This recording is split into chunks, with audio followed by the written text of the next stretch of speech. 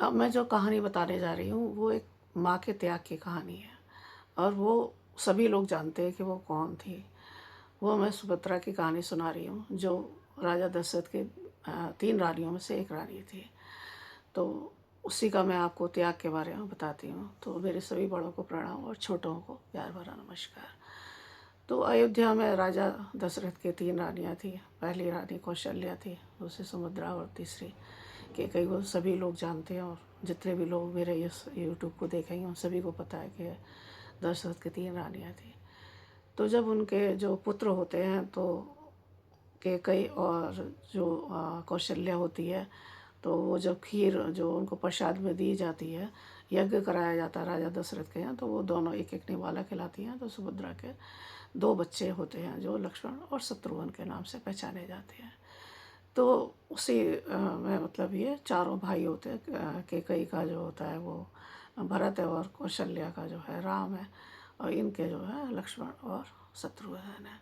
तो जब ये धीरे धीरे बड़े हो जाते हैं, फिर इनकी शादियाँ होती हैं। तो जनकपुर में जब चारों भाइयों की शादी होती है तो एक साथ शादी है इनके, एक ही साथ, मतलब सीता की और जो बहनें होती हैं उनके साथ चारों की शादियाँ हो जाती हैं।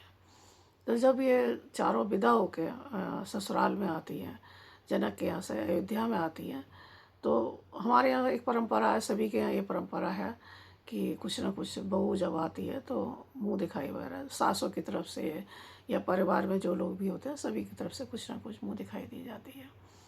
तो ये परंपरा तो सभी के यहाँ, तो वहाँ पर भी यही परंपरा हुई। तो कौशल्या ने चारों बहुओं को हीरे जवाहरात कपड़े लत्ते जो भी है, भाई वो एक रानी थी, पैसे की तो उस पर कोई कमी थी ही नहीं, तो उसने वो सब चीज़ें चारों बहुओं को दी।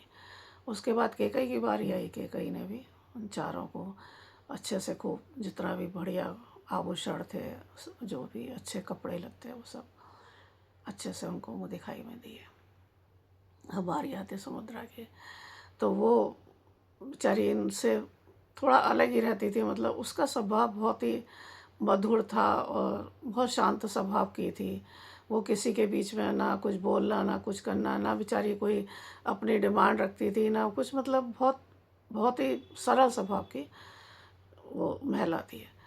तो अब उसकी बारी आती है देने की, तो वो कहती है कि मेरे पास तो ये 2 पुत्र हैं। आभूषण की तो उस पर भी कोई कमी नहीं है, लेकिन आप उसका वहाँ त्याग देखिए, कितना बड़ा त्याग करती है। आभूषण की उसके घर में भी कोई कमी, रानी तो वो भी दशरथ की थी।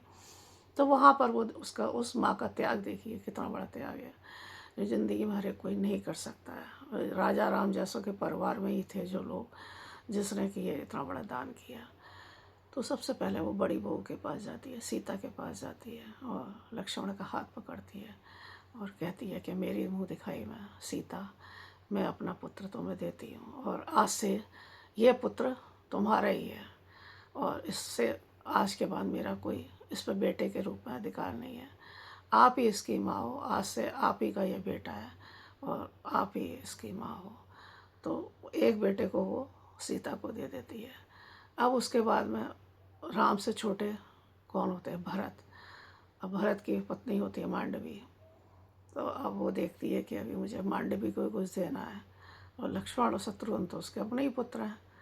तो फिर वो जाती है वहाँ पर मांडवी के पास में, तो शत्रुघ्न को बुलाती है, शत्रुघ्न का हाथ पकड़ती है, और फिर मांडवी को वो कहती है कि ये तुम्हारा पुत्र है, और आज से मैं अपने सारे बंधनों से मुक्त करके मैं ये बेटे के रूप में तुम्हें देती हूँ, और आज से आप ही इसकी माँ हो, और आप ही इसका देखभाल जो भी आप करोगे, आपकी आज्ञा का पालन करेगा। आज से मैं इसे अपने माँ के बंधन से मुक्त करती हूँ। तो आप उसके उसका त्याग देखिए कि उसके 2 पुत्र थे, और दोनों पुत्रों से अपनी दोनों पुत्र वधुओं को बेटे के रूप में दान में दे दिए थे।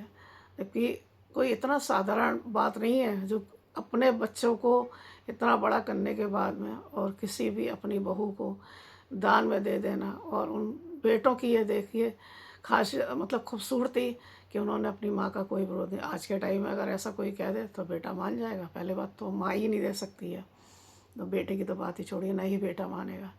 लेकिन उस ज़माने में सतयुग में जो माँ ने कह दिया वो कितना सत्य होता था कि भाई जो माँ ने बोल दिया वही सही है। और वो दोनों बच्चों को अपनों को दान में दे देती हैं, और वो सीता और मांडवी उनको अपने बेटों के रूप में गले लगा लेती हैं, और वो मतलब बेटों के रूप में मान लेती हैं, गले तो नहीं लगाती, मतलब वो अपने बेटों के रूप में उनको स्वीकार कर लेती हैं। तो आप एक माँ की कहानी देखिए कि एक माँ का दर्द देखिए कि उसने इतना बड़ा बच्चा और दूसरों की सेवा के लिए दे दिया।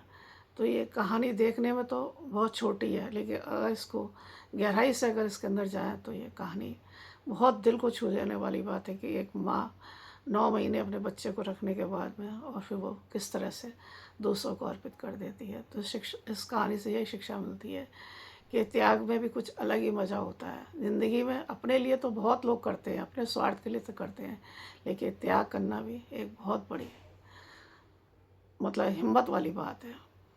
तो आपको ये मेरी कहानी कैसे लगी बताइए मुझे यूट्यूब पे लिख करके, और आगे मैं फिर अगली कहानी आपको सुनाऊंगी। तो आप आज के लिए बस इतना ही, धन्यवाद।